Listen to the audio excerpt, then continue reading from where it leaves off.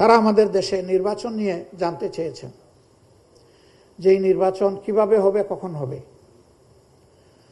আমরা বলেছি যে অনেক ত্যাগ এবং চেষ্টার বিনিময়ে যে পরিবেশ এসেছে, এই পরিবেশ তিনটা ম্যান্ডেটরি জিনিস দাবি করছে। নাম্বার ওয়ান, দৃশ্যমান গ্রহণযোগ্য মৌলিক সংস্কার। কিছু জায়গা আমরা সুনির্দিষ্ট মেনশন করেছি, যেটা ইতিপূর্বে আপনাদের সামনে আমরা দিয়েছি, জাতির সামনে আমরা পেশ করে যাচ্ছি। এ বিষয়ে আমাদের সুনির্দিষ্ট প্রস্তাবনা সংশ্লিষ্ট কমিশনগুলোর কাছে আমরা জমা দিয়েছি। আমাদের সাথে তাদের সেশন হবে। আমরা বলেছি যে এই সংস্কারগুলো সাধন না করে যে নির্বাচন হবে, এই নির্বাচন গণতন্ত্রের কোনো ভিত্তি রচনা করতে পারবে না। বরঞ্চ অতীতের নির্বাচন, যে নির্বাচনগুলো দেশ এবং জাতির কাছে, বিশ্বের কাছে মোটেই গ্রহণযোগ্য হয়নি, সেরকম হয়তো বা আরেকটি খারাপ নির্বাচন হবে। আমরা ওই নির্বাচন চাই না। হাজার প্রাণের বিনিময়ে, হাজার হাজার মানুষের পঙ্গুত্বের বিনিময়ে, আহত হওয়ার বিনিময়ে, রক্তের বিনিময়ে যে পরিবর্তন এসেছে, সেই পরিবর্তনে অবশ্যই সংস্কার সাধন করতে হবে। এই সংস্কার কারা করবে? সংস্কারের অংশীজন, প্রধান অংশীজন হচ্ছে রাজনৈতিক দলগুলো। রাজনৈতিক দলগুলো যত তাড়াতাড়ি এবং যত আন্তরিকভাবে সংস্কারের সহযোগিতা করবে, তত তাড়াতাড়ি নির্বাচনের পরিবেশ তৈরি হবে। এই সংস্কারে যদি সহযোগিতার ঘাটতি থাকে কিংবা সংস্কার যদি না হয়, তাহলে দেশের মানুষের যে আকাঙ্ক্ষা, যে প্রত্যাশা, যে দাবি, যে সংস্কারের মধ্য দিয়ে নির্বাচনের সুষ্ঠু পরিবেশ তৈরি করা হোক, সে দাবি পূরণ না হওয়ার কারণে নির্বাচন অনিশ্চিত হয়ে পড়বে এবং তার দায় রাজনৈতিক দলগুলোকে নিতে হবে।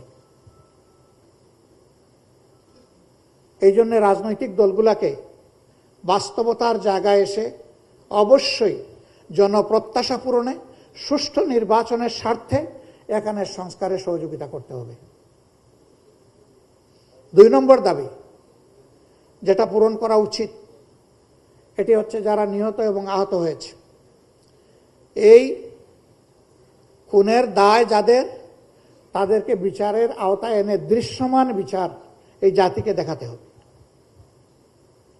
যাতে জাতির আস্থা ফিরে আসে যে খুনিদের বিচার হবে, অপরাধীদের বিচার আমরা পাব। শহীদ পরিবারগুলো যাতে মিনিমাম কনসোলেশন পায়, তাদের আত্মা যাতে প্রশান্তি পায় যে হ্যাঁ, আপনজন ফিরে আসবে না, কিন্তু এদেশে ন্যায় বিচার প্রতিষ্ঠিত হবে। আমরা সেই ন্যায় বিচারটি দেখতে চাচ্ছি এবং এটিও দৃশ্যমান দেখতে চাচ্ছি। আমরা 3 নম্বর বলেছি, যেটা হতেই হবে, এটি হচ্ছে যে রাজনৈতিক দলগুলোকে পরস্পরকে সম্মান করার পরিবেশ সৃষ্টি করতে হবে।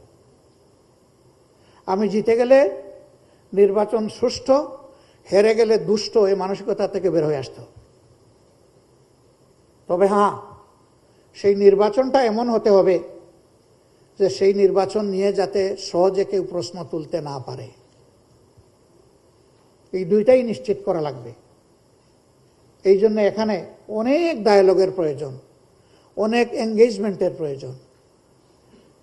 এটি সরকারের তরফ থেকে হতে পারে, রাজনৈতিক দলগুলোর নিজস্ব উদ্যোগে হতে পারে, সিভিল সোসাইটিরও দেশ এবং রাষ্ট্রকে দেওয়ার অনেক দায়িত্ব আছে, সেই জায়গা থেকেও হতে পারে। এটা যখন মাল্টিপল জায়গা থেকে হবে, তখন তার একটা পরিবেশ তৈরি হবে। আমরা এই বিষয়গুলো নিয়েও আলোচনা করেছি।